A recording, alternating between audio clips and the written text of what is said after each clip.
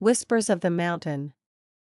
The mountain loomed in the distance, shrouded in an ominous fog that clung to its jagged peaks like a shroud.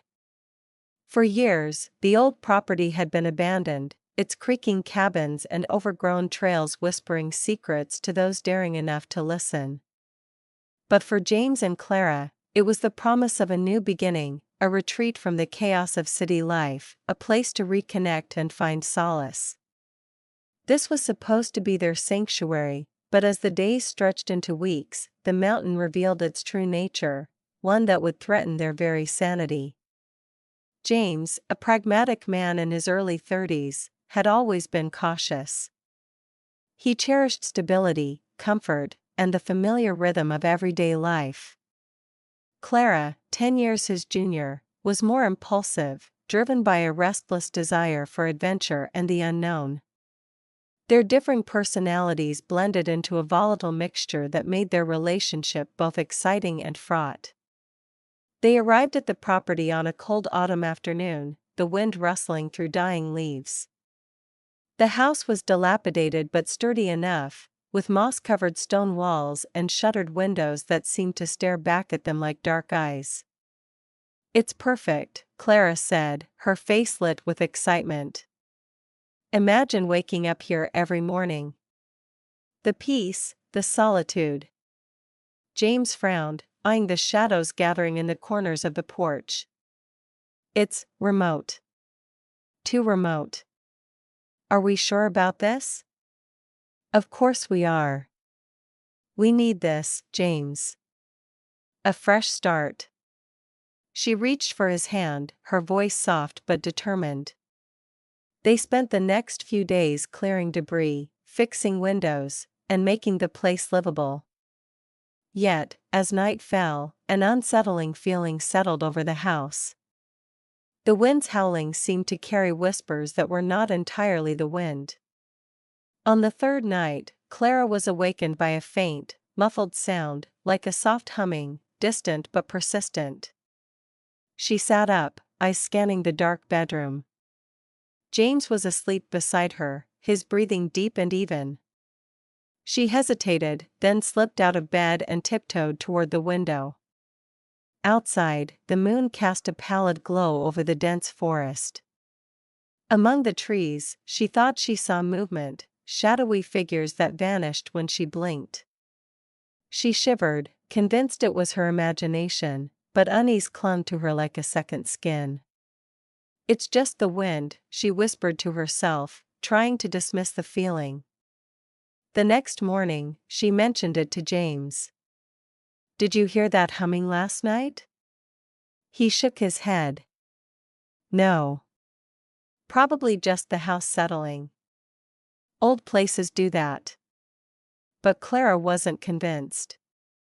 That night, the humming returned, louder and more persistent. She couldn't sleep, her mind racing with dark theories. Weeks passed, and the strange occurrences intensified. Objects moved on their own, an old mirror swinging slightly, a door creaking open despite being latched. Shadows danced at the edge of her vision. James dismissed her fears as stress, but Clara felt a growing dread that she couldn't explain. Then came the dreams, disturbing, vivid nightmares of being trapped in the mountain's depths, voices calling her name, whispers echoing in her mind. One evening, James found Clara sitting on the porch, her face pale and eyes vacant. "Clara? Are you okay?" he asked, concern etched in his voice. I feel like I'm losing my mind." "Like something is here with us," she whispered. He tried to comfort her, but the darkness in her eyes unsettled him. As the days went on, James started experiencing strange phenomena himself. Shadows lurked in the corners of his vision, and he would hear footsteps when no one was around. His reflection in the mirror sometimes showed a different expression, fear, despair, that he did not recognize. One night, James awoke to the sound of faint singing, a haunting lullaby that seemed to come from the woods beyond the house. "Clara, did you hear that?" he asked, shaken. She, too, had heard it, her face etched with terror. It's like the mountain is alive, she murmured. They decided to leave, packing hurriedly the next morning. But as they attempted to drive away, the car wouldn't start. The engine sputtered and died, as if something was holding it back. In their desperation, they ventured back into the house, where the air grew thick and oppressive. The walls seemed to close in around them, whispering in a language they couldn't understand. That night, the nightmares converged into a single, overwhelming horror. Clara dreamed of being buried beneath the mountain, roots and rocks pressing into her skin.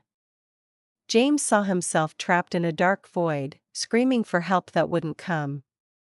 They awoke trembling, drenched in sweat, the realization dawning that the mountain was not just a piece of land, it was alive, ancient, and malicious. "We have to get out," James said, voice hoarse. "But how?" "The mountain won't let us go," Clara replied, her eyes wide with terror.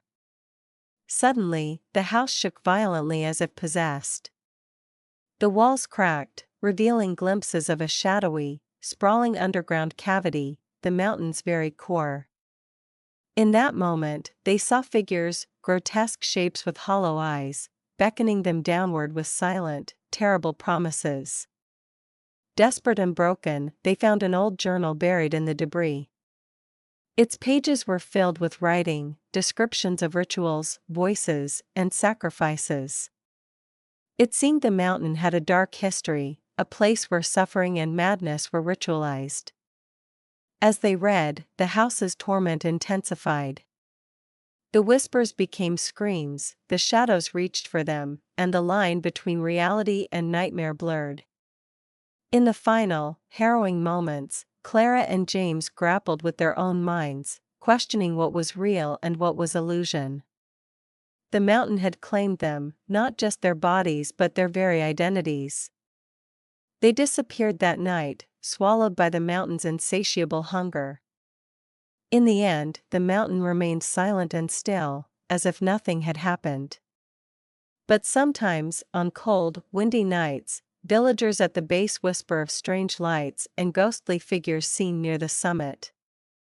The property remains abandoned, a haunted testament to a couple's tragic plunge into darkness, an everlasting tale of horror about a couple's purchase of a mountain property that cursed them beyond redemption.